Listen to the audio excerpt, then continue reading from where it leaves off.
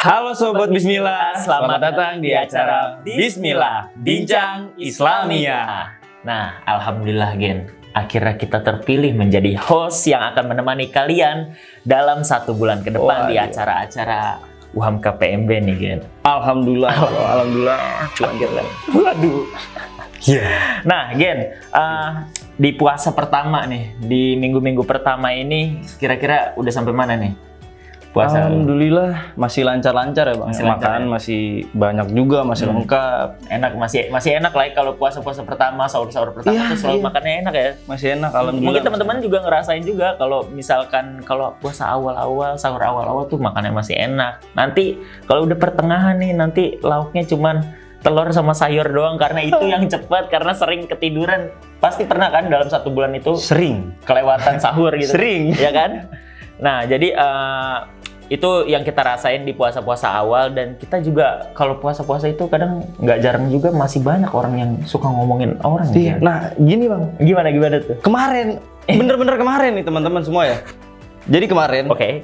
gue beli takjil Oh iya, di tetangga gua, dan itu diomongin. Jadi ada pembeli datang, dia ngomongin orang lain tetangganya.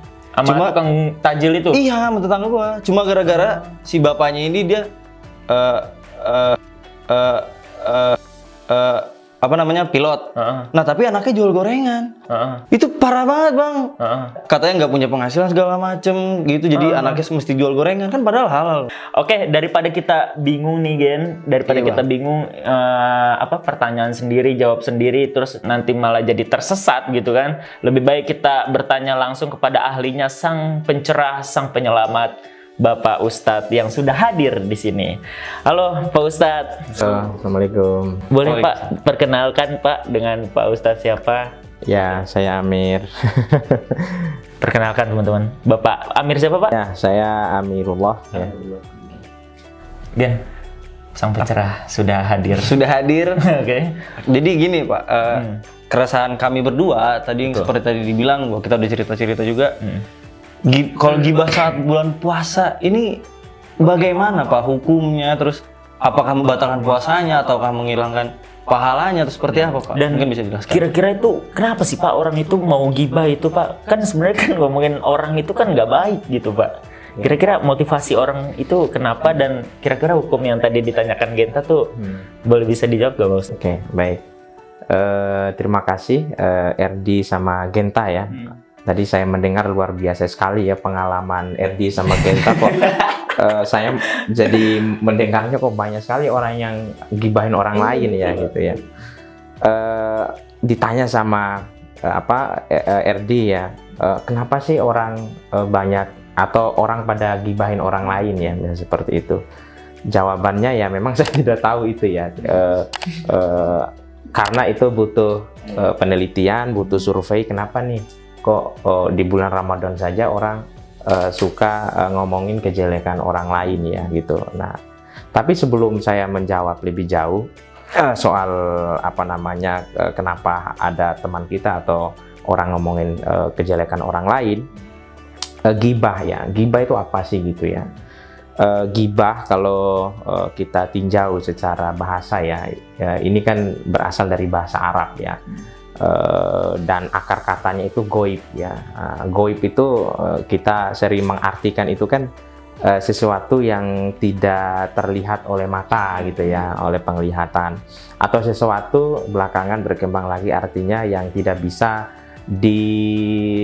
difahami dengan akal seperti itu kan. Tapi dalam konteks gibah dalam konteks yang kita bicarakan ini itu bermakna kita berbicara, menulis, atau bahkan memberikan isyarat ya yang ya mengarah kepada pembicaraan, apakah itu yang dia lakukan benar-benar dia lakukan, kejelekan yang dia lakukan, atau kita ngarang sehingga kita menjelekan, dan orang yang berbicara tidak hadir ya, tidak dilihat sama orang yang kita ngomongin keburukan. Nah, ada 2 istilah ya.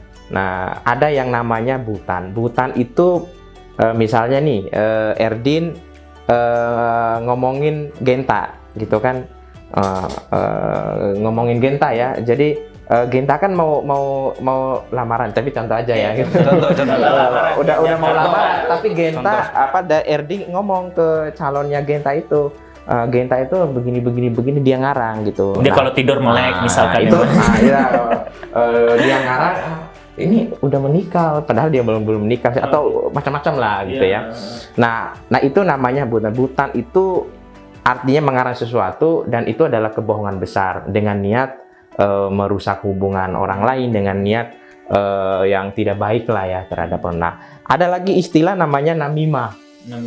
Nah, namimah itu ya memang betul, misalnya si Erdin misalnya kayak gitu.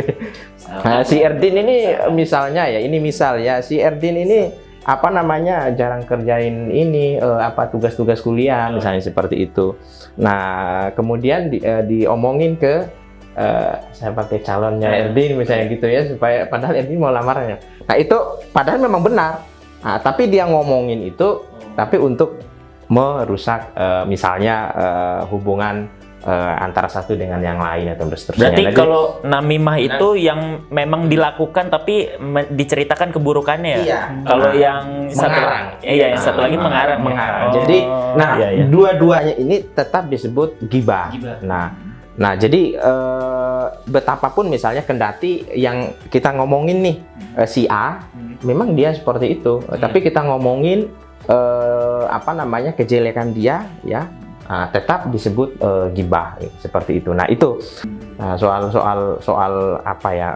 Yang memang biasa kalau udah ngumpul misalnya ya.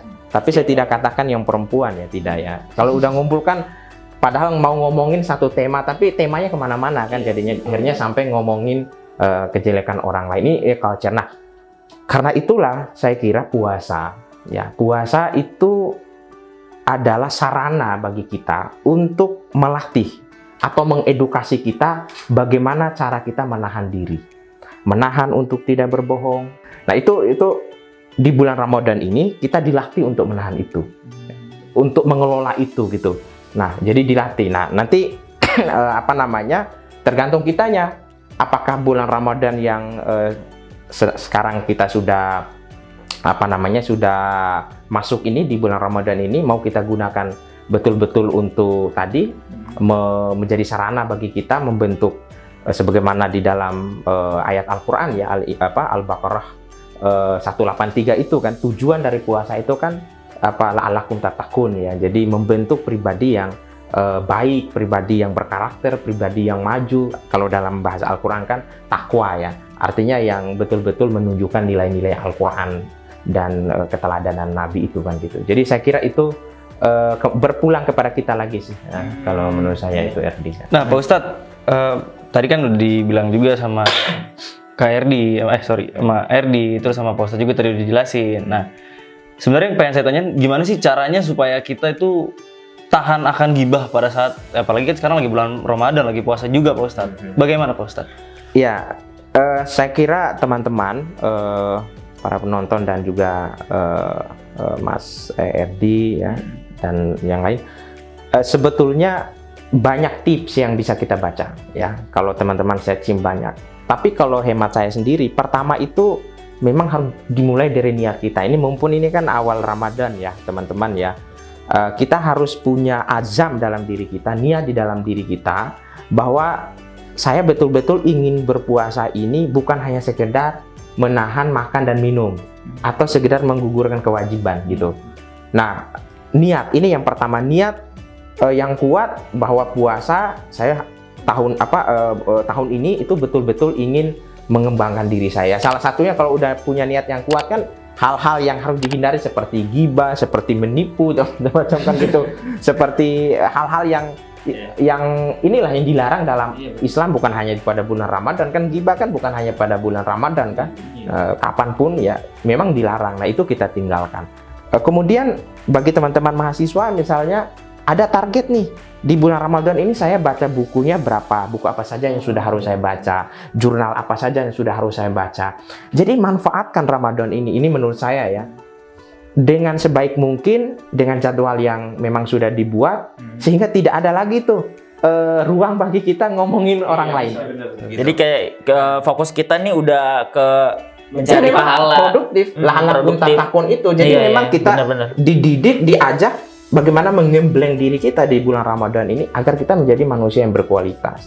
Makanya salah satu caranya itu kan yaitu memang dengan berpuasa, kemudian dengan memahami makna puasa. Saya kira kalau kita punya ajam nggak boleh ya kita nahan. Saya kira begitu. Oke, Genta tadi udah banyak pertanyaan ya teman-teman. Terus dari gue juga udah banyak pertanyaan. Mungkin kita langsung ada teman-teman netizen di rumah yang juga penasaran. Kira-kira gibah di bulan puasa itu seperti apa? Hukumnya segala macam, cara kiat-kiat menghindari hal itu. Itu netizen di rumah juga mungkin penasaran ya, Gen, ya? Pasti penasaran. Mungkin langsung aja kita ke segmen Tanya Ustadz. Nah, sekarang kita udah masuk segmen Tanya Ustadz. Oke, langsung aja Pak Ustadz. Ini ada pertanyaan dari para teman-teman netizen nih. Yang merasa kebingungan, yang butuh cahaya-cahaya dari pencerahan Pak Ustadz mungkin ya. Ini rumahnya gelap semua nih pada ini.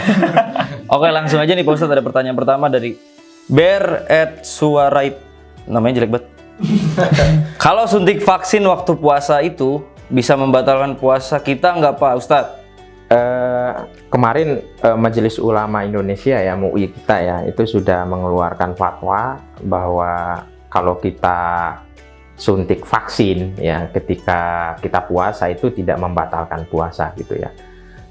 Tapi memang kalau membahas masalah ini panjang gitu, karena yang kita suntik itu misalnya nih kalau memberikan energi kepada kita ya, energi mungkin ya sehingga puasa kita tidak rasa lapar lagi yang kuat apa. Nah, sebagian memang ulama berpandangan itu bisa membatalkan puasa. Tapi kalau yang vaksin yang ditanyakan itu tidak membatalkan puasa. Banyak pembahasannya. Bagaimana kalau memasukkan obat ke telinga? Nah, gimana nih gitu kan? Bagaimana memasukkan obat ke mata?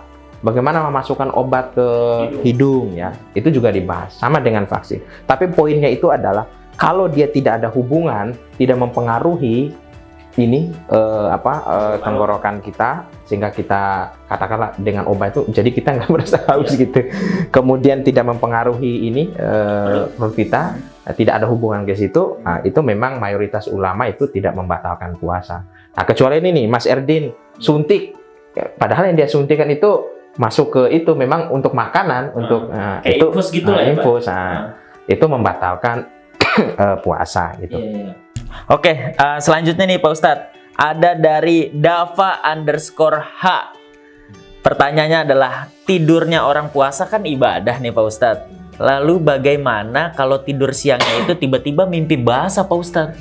Waduh, kayak emang pikirinnya yang aneh-aneh nih Dava. Hei, Otak Anda kotor. muhasabah diri Anda Dava, istighfar Anda. Astaga, ini pertanyaannya. Ya, boleh dijawab Pak Ustadz mungkin. Ya, jadi pertanyaannya apakah membatalkan puasa atau tidak ya?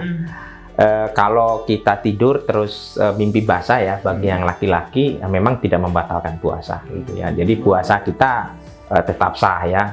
Nah, kecuali mohon maaf ini ya, mengeluarkan air mani ya dengan cara sengaja. Dengan sengaja maksudnya dengan cara apapun gitu. Itu membatalkan puasa. Tapi kalau tidur kan nggak sengaja dia ya. Ya silakan Anda mandi lagi dan Anda bisa sholat dan nantinya bisa buka puasa. Oh, jadi bisa langsung habis mandi itu langsung lanjut puasa boleh Pak Ustadz? Ya nggak membatalkan puasa. Jadi nggak membatalkan puasa.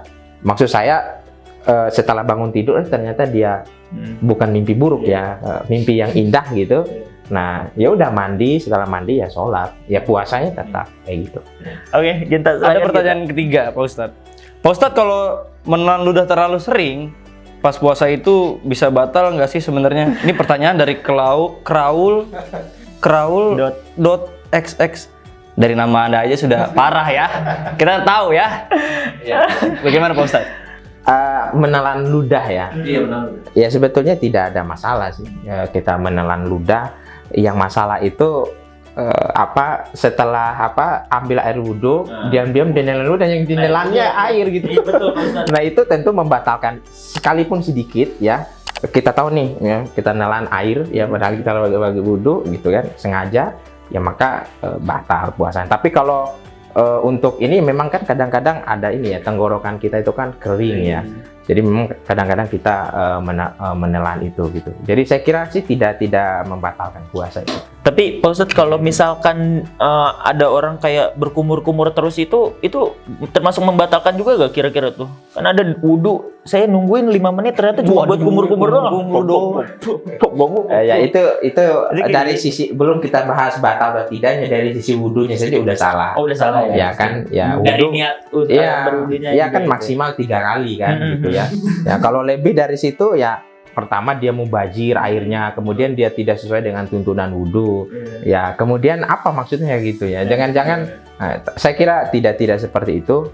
Jadi begini, saya ingin katakan sebelum ini, bau mulutnya orang yang berpuasa ya itu dalam sebuah hadis itu seperti bau kasturi ya di surga nanti gitu. Jadi jangan takut kalau teman-teman ketemu orang, takutnya bau mulut kita, nggak perlu takut, kan kita lagi puasa gitu aja cara kita mau ini. Oke, selanjutnya nih Pak Ustadz, pertanyaan dari @Dava Aditya. Pertanyaannya adalah, Pak Ustadz, apa hukumnya nonton TikTok pada saat bulan puasa, Pak Ustadz? Kayaknya dia sering main TikTok. Nah, iya benar, Pak Ustadz. ketahuan nih, Pak Karena Ustadz nih. karena yang kita tahu ya kan, banyak di TikTok itu joget-joget dengan berpakaian Pak Ustadz, pargoy begini Pak Ustadz, ya Allah. Itu kira-kira menurut pandangan Pak Ustadz gimana itu? Ya, Sudah gitu.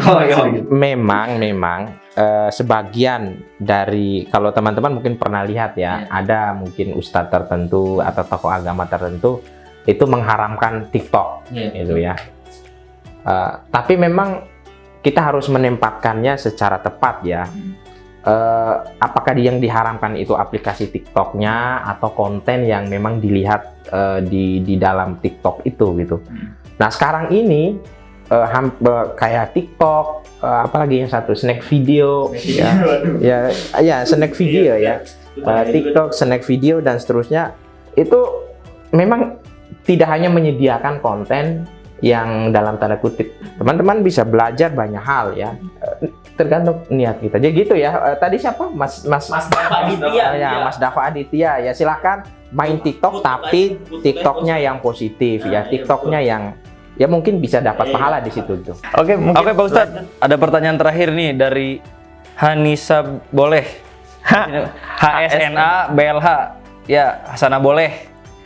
Pak Ustadz, bahas afiliator dong, kakak, saham dan lain-lain. Iya ya. Afiliator ya. Itu apa sih afiliator itu? Mungkin ini rada melenceng dikit dari pergibahan, cuman mungkin maksud dia itu kalau afiliator sendiri itu mungkin adalah kayak apa ya, sosok yang memperkenalkan produk atau brand tersebut gitu. Baik. Iya. Jadi kalau saya sih ya, memang dalam beberapa waktu terakhir ini viral ya. Jadi banyak penipuan ya dengan modus-modus saham, dengan modus macam-macam gitu.